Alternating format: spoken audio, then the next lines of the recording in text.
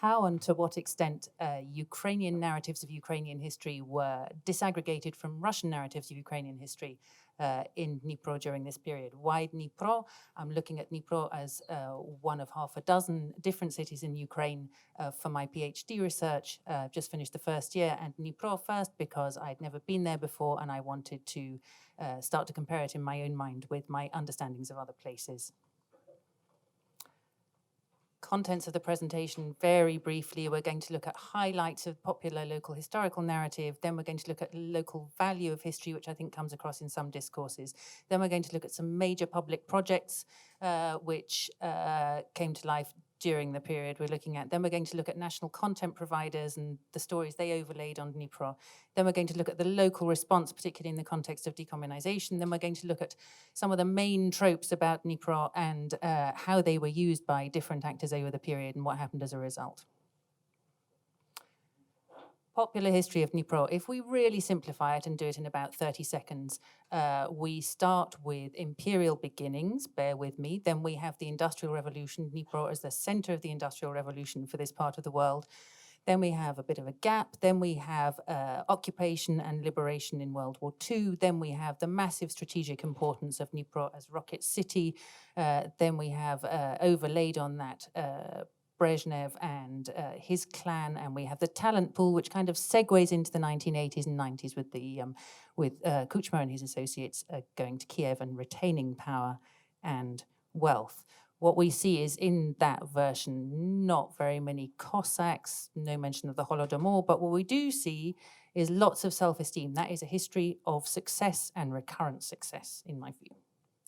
Underlying this, something which I think comes out really clearly and is really important, is the idea of the importance of history for its own sake. And we see that in the mouths of a range of different politicians, but also, I think, emblematized by three ideas I'd like to draw your attention to.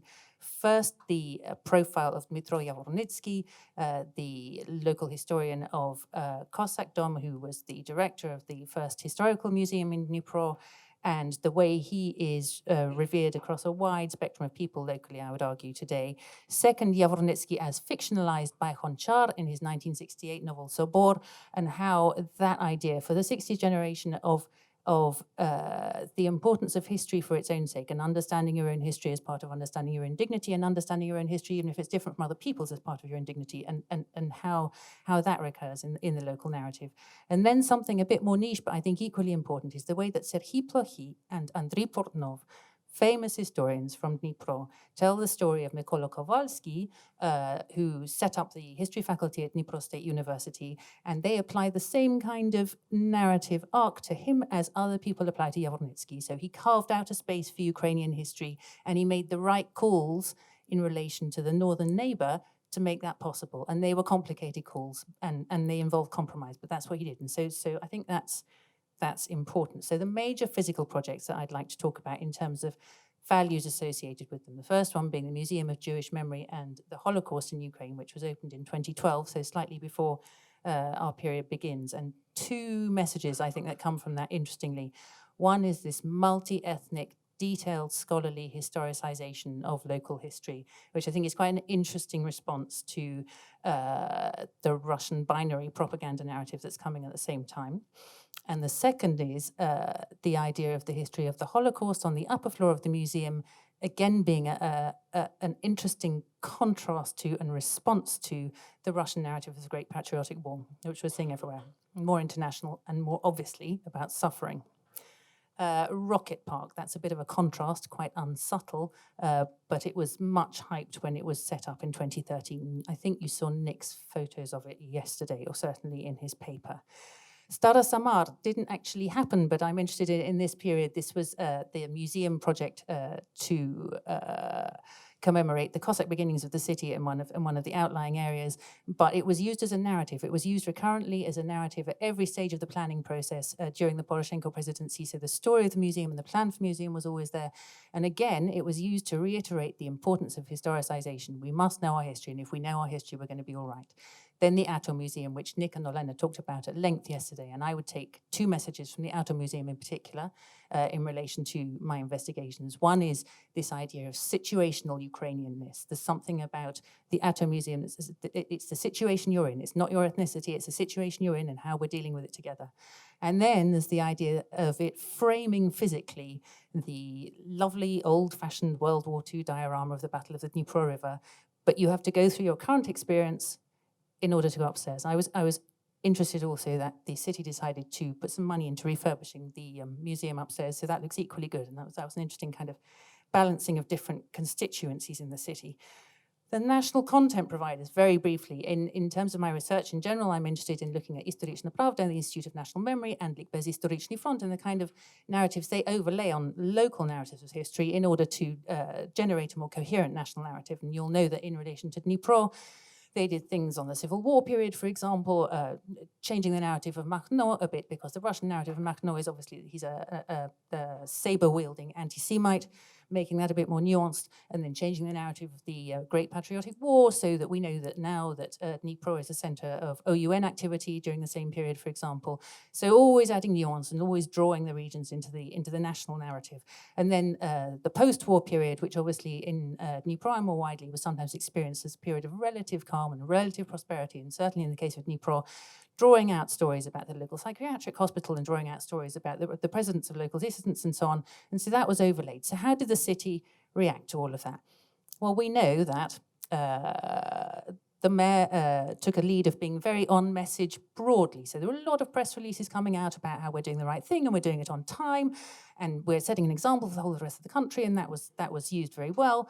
But on the other hand, there were some red lines and there were some deflections, and I think we don't need to go into that in detail here. But the vote on the name of the city to begin with, and somehow the idea that there was protection around the Brezhnev bust in Kamenskoye, how that happened. So there was some toing and froing, and I found that very interesting. I actually found the discourse of the mayor probably worth a presentation in its own right, but we don't have to go into that today. But the way he scoped out cooperation and non-cooperation, and also a history graduate, of course, that was interesting, was worth looking at.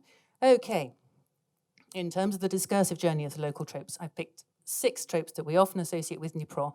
I want to look very, very fast at how different actors were fighting over those. So the idea of more Cossack sieges than Zaporizhia over the period in question.